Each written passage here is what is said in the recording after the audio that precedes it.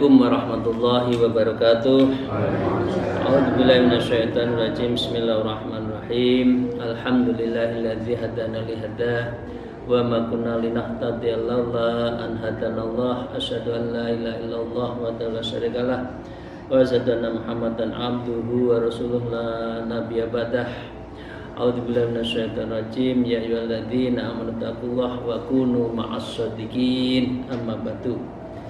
Para jamaah, para murid, para salikin, baik yang di pondok maupun yang sedang memantau merilai dari Zoom Cloud Meeting.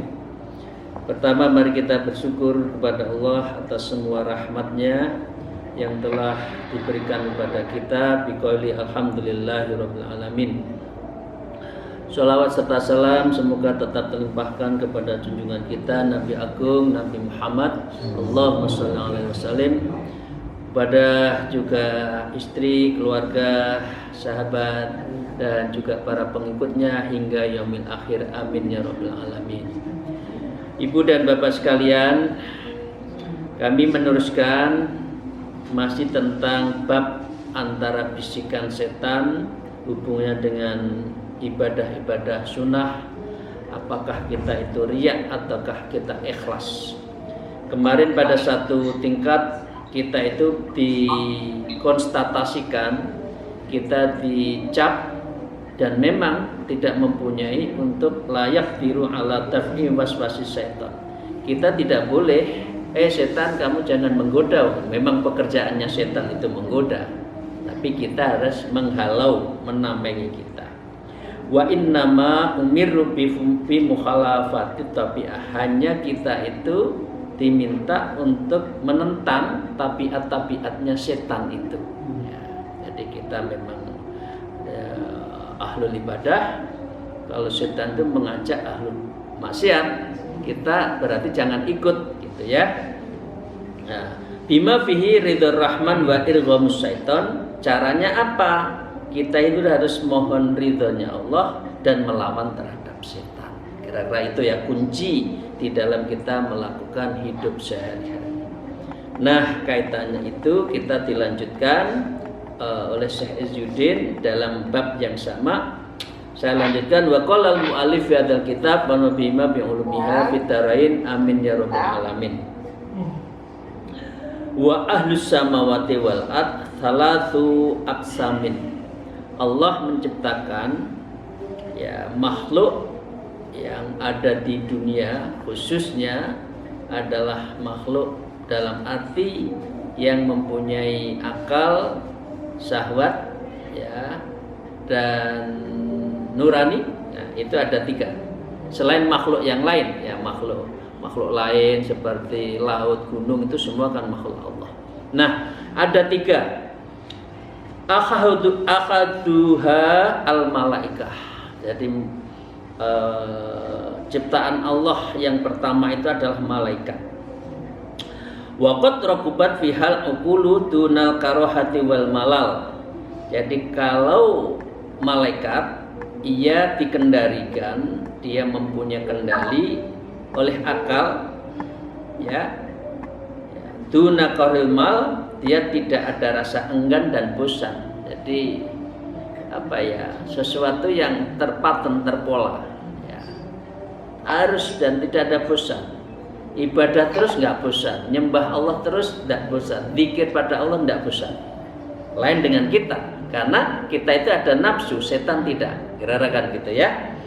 Walidzalika yusabbihuna laila wan nahar, karena namanya malaikat, dia selalu bertasbih, wa yusabbihuna lailan wan nahar. Jadi malaikat itu ya tugasnya tasbih, tugasnya adalah sesuai dengan bidangnya.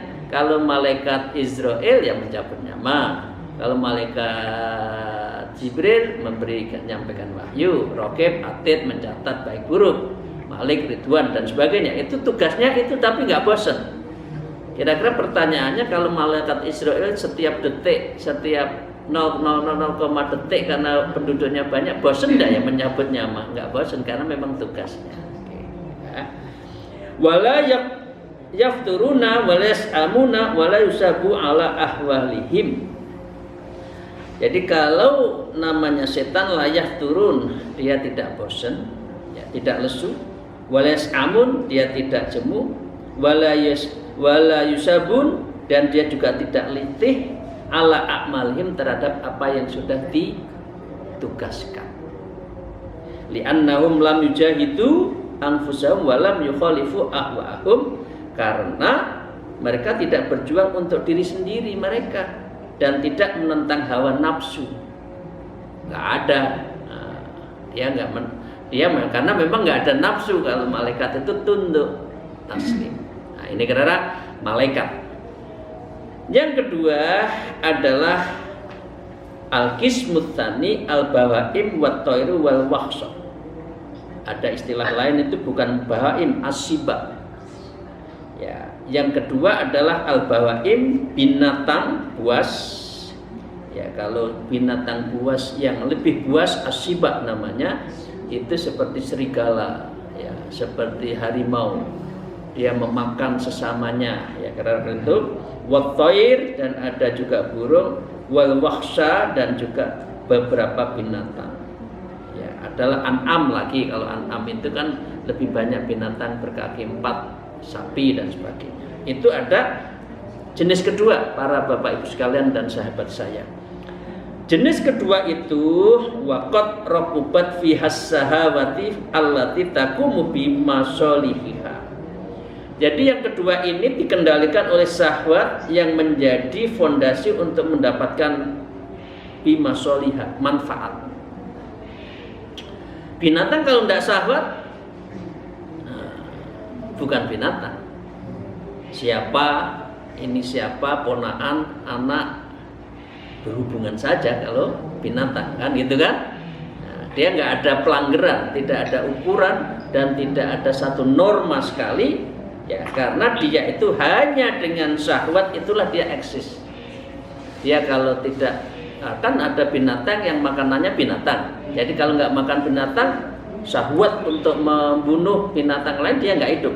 Sehingga dia itu memang keuntungan hidupnya itu didapatkan karena syahwatnya itu, ya. Wan nafratu mimma yu'dhiha, ya, karena dan dia menjauhi apa yang membahayakannya. Insting aja. Oh, ini bahaya. Ada binatang namanya bunglon, ya. Oh, ini ada musuh, binatangnya berubah warna. Nah, itu aja. Ya. Itu binatang. Wa yukhalifu tabai'ah, dan yang tidak sesuai dengan tabiatnya. Pokoknya tidak sesuai dengan tibaatnya dilawan. Tabiatnya binatang melata, ya dia berkawan dengan binatang melata. Ada musuh dilawan. Itu adalah tabiatnya binatang yang dia hanya eksis kalau pakai syahwat. Walam yurakkab fima ukuku tafrifu bil amri wan naha. Binatang itu juga ya tidak dikendalikan oleh akal, karena memang tidak ukul, tidak ada akal. Ya, ta'rifu bihal amar wan nahy, dia juga nggak ngerti. Binatang, kamu jangan makan anakmu misalkan. Dia nggak ngerti. Binatang, ini rumputnya tetangga, nggak ngerti. Ini ya pokoknya yang ada di depannya dimakan. Nah, itu namanya binatang karena dia ada la ukul, dia tidak punya akal, karena itu dia tidak mengerti terhadap amar ma'ruf nahi mungkar, enggak ngerti, ya. Falam yu'akhidha bisa'in li'adamil aql, oleh karena tidak menyalahkan karena ia tidak juga memiliki akal. Karena dia tidak punya akal, binatang itu, para bapak ibu sekalian sahabat saya, wala tawabalaha bil akhirati itta'atalaha. Kalau dia berbuat amal, berbuat ibadah fil akhirati, ya, dia la tawabah, dia nggak ada balasan. Karena dia la mukallaf, bukan orang yang kena taklif mendapatkan hukum, tidak kena. Wala iqabi alaiha, kalau dia juga salah juga enggak dihukum di akhirat nanti, ya. Fima tutlifuhu minan nufus wal amwal wa dzalik minal af'al. Jadi dengan demikian dia itu tidak menjatuhkan hukuman terkait jiwa dan harta yang rusak dihancurkan karena tindakannya. Kadang-kala ada kucing kita bagus, tahu-tahu diamond kita yang dipasang di satu tempat diloncati kucing, diamondnya pecah, apakah dia dimintai pertanggungjawaban? Kan tidak. Itu namanya binatang, ya. Atau dia memakan kucing memakan daging rendang yang ada kita tempatkan, apakah dia dimintai pertanggungjawaban? Paling bosnya marah saja kan, dasar kucing gitu kan gitu. Nah itulah allati yu'aqabu al-hitsaqalan yang itu diberlakukan hukumnya balasan, ancaman, punish and reward, ya, itu diberikan kepada tsaqalan, kepada manusia dan jin. Artinya begini Bapak Ibu sekalian, kalau perilaku kita tidak pakai hukum, kita sebagai manusia, kita tidak melakukan ibadah berarti dapat siksa. Kalau kita melakukan amalan berarti dapat pahala, dan itu harus kita pertanggungjawabkan nanti di yaumil akhir. Jadi kalau binatang itu kan hanya 4 kan, makan, minum, maaf, senggama, gitu aja. Kalau binatang itu lek menungso sehari-hari pekerjaannya gur ngono tok, hanya gitu, ya makan, minum, berhubungan badan. Ya, itu apa bedanya dengan binatang? Atau katakan kata Bu Nyai yang ada di forum ini, nah, kita juga binatang juga kalau gitu ya. Jadi kalau umur 40, 50, 60 yang dicari hanya makan, minum, cari pekerjaan, naik pangkat, tidak dalam rangka beribadah pada Allah, ya udah apa bedanya? Hidup hanya untuk hidup, ya, hidup untuk hidup, bukan hidup untuk ibadah, apalagi hidup untuk makrifat, ya. Nah ini yang kedua. Yang ketiga, ibu dan bapak sekalian yang saya cintai, yang saya banggakan, al-qismut tsalits at-tsaqalan. Ya, makhluk lain yang ketiga yang mempunyai tugas, yang mempunyai akal adalah manusia dan jin. Ini jenis kita. Ya. Waqad ruqabat fihim uqul wal kal malaikah. Ia dikendalikan oleh akal sebagian malaikat, ya. Wa ju'ilta fihim syahwat kal waqsi at-tayri wat dawab. Tapi kita jin dan manusia itu juga punya syahwat sebagaimana binatang, burung dan jenis-jenis binatang yang lain, ya. Akalnya, hatinya sama dengan malaikat, syahwatnya juga seperti halnya binatang yang lain. Nah, fakullafu li ajli uqulihim, karena itu mereka menerima beban taklif karena punya akal mereka. Jadi kita punya tanggung jawab kalau gitu. Dan Allah memberikan amanah di dunia ini kepada semua makhluk, tidak ada yang menerima kecuali manusia, karena manusia itu adalah sebagai khalifatullah fil ardh, kita sebagai wakil Allah di muka bumi.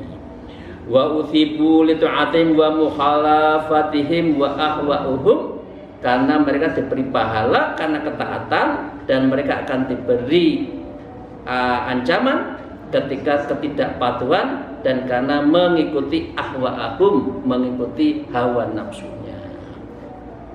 Wa uqibu ala ma'asihim wa mukhadhi amri rabbihim, dan dia akan mendapatkan pahala wa mukhalafati amri rabbihim, dan kita juga akan ada ancaman kalau kita itu mukhalafah, mengingkari atau menyimpang dari amri rabbihim, dari yang diperintahkan oleh Allah Subhanahu wa taala. Mengapa? Li anna lahum uqulan tarda'uhum an muwafaqai wa ahwaihim. Sebab jin dan manusia itu memiliki akal yang bisa mencegah mereka dari sikap patuh pada hawa nafsu. Kita kena punya akal, ya kita punya akal. Oh jangan begitu, jangan berdekatan dengan api, nanti kita kebakar. Jangan kedekatan dengan laut, nanti kita tenggelam. Jangan mengikuti arus bah, nanti kita akan hanyut. Kira-kira gitu. Punya akal. Tapi kalau kita akal nggak digunakan, itu api ya diterjang, itu sawah diterjang, itu sesuatu yang dilarang diterjang. Nah, itu karena tidak digunakan akal. Wadar juruhum an mukhalafati amror walam yukallim bil khuruji min tabaihim. Jadi dengan demikian, yang penting buat jin dan manusia itu walam yukallifu bil khuruji min tabaihim. Kita itu yang penting harus bisa keluar dari tabiat-tabiat yang jelek tadi ya. Nah, karena setannya telah menggoda. Wala ikhraja syaitan min sudurihim. Wala bi ikhraji syaitan fi sudurihim, dan jika dan kita juga tidak dibebani mengeluarkan setan dari hati kita. Memang setan itu tugasnya adalah mengganggu kita, dan dia selalu ngeridu, selalu mengganggu terhadap kita. Urusan yang terpenting kita itu menolak mereka, kita menangkal mereka. Kalau kita mengeluarkan sama sekali tidak bisa, tapi kita menolak min sudurihim, yang ada di dalamnya adalah setan. Ya, wala kharja alal insan fi waswasis syaiton. Begitu juga ada setan dari kalangan manusia. Ya, alal insani fiswawasi syaitan, itu ada juga setan dari kalangan manusia. Artinya begini, perilaku manusia itu bisa jadi seperti setan.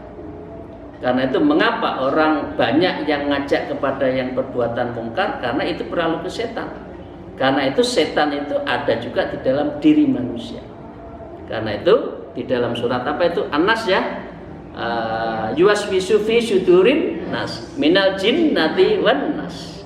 Ada yuwaswisu yang selalu membisikkan diri manusia, minal jinnati, dari bangsanya jin dan bangsa manusia. Dan itulah setan. Nah, gitu ya. Jadi fa inna syayatin al jinnu misla syayatin insi. Karena syayatin jin, ya, setan dari bangsa jin, mislu syayatin insi, seperti halnya setan dari bangsa manusia. Maka itu ya Allah, moga-moga anak keturunan kita dijauhkan dari perilaku anak yang seperti setan. Kan banyak kan sekarang ya Allah ya, banyak ya, pekerjaannya itu mengajak selalu berbuat jelek. Saya nggak usah sebut ya pekerjaan apa ya. Pokoknya nggoda manusia, ngajak yang tidak benar. Pokoknya sehari-hari pekerjaannya seperti itu. Itu manusia. Karena itu ya Allah, jauhkan keluarga kita, anak keturunan kita dari perilaku jin dan seperti setan itu. Ya, amin ya rabbal alamin. Walau amaraka syaitonun insu bimasid dayyan, ya. Nah, maka dengan demikian, ya, yang terpenting kita itu adalah harus mampu melawan dari ajaan dari setan tadi, yang itu adalah mukhalafatur rahman, yang bertentangan dengan perintah Allah. Nah, disinilah makna ikhlas penting. Kadangkala orang itu memang betul menjalankan amar rabbih, tapi kadangkala bukan karena ikhlas, tapi karena ajaan setan tadi, biar dipuji oleh manusia yang lain. Ya, jadi itu Bapak Ibu sekalian. Selanjutnya, lam yakun alaika harajun fi amrihi iyyaka bidzalik. Ya. Jadi dengan demikian mereka itu untuk tidak patuh perintahnya, maka kau tidak berdosa terkait perintah setan tersebut. Jadi kalau kita melawan setan tidak dosa. Ya. karena itu memang harus kita lakukan. Tapi kalau setan mengajak kebaikan, tidak mungkin. Setan mesti ngajak kepada keburukan, karena itu harus kita tolak. Nah, menolak ajakan setan adalah sesuatu yang bagus, dan ini adalah apa? Dan ini adalah berarti kita memperkuatkan diri kita, amalan-amalan kita itu yaitu ikhlas. Para salikin ya rahimakumullah, wa inna makharja fi ihbatis syaitan, maka dengan demikian kita harus untuk mampu untuk tidak mengikuti keajaiban setan. Wa muwaqatit tabi fima yakruhunna rahman wa yasjuru anhul Quran. Jadi yang berdosa adalah menerima menjalankan perintah setan tadi dan kepatuhan tabiat, ya, wa muwaqafut tabiat, dan mengikuti tabiat setan, fima yakrur rahman, yaitu yang ajaannya setan itu yang dibenci oleh Allah, wa yasjudu anul Quran, dan yang telah dilarang oleh Al-Quran. Jadi dengan demikian Ibu dan Bapak sekalian, ini menggenapi dari apa? Dari bab ke-45 yang mengatakan dia itu adalah man su'ila an ta'atin minat ta'ah au ibadatin minat ibadatin faqala la yakhduhuni niat. Biasanya orang kalau yang niat-niat untuk yang sunnah nggak mau, karena itu memang beban yang diberikan oleh setan. Ngapain sih? Kira-kira gitu. Sehingga dia mengatakan aku nggak mau kok yang sholat, yang sunat-sunat. Nah, itu bagian dari bisikan setan. Demikian, terima kasih Bapak Ibu sekalian, para salikin, para jamaah di pondok dan juga di Zoom. Moga-moga pertemuan ini mendapatkan ridho dan maunah dari Allah Subhanahu wa taala. Wallahu muwaffiq ila aqwamit thariq. Wassalamualaikum warahmatullahi wabarakatuh.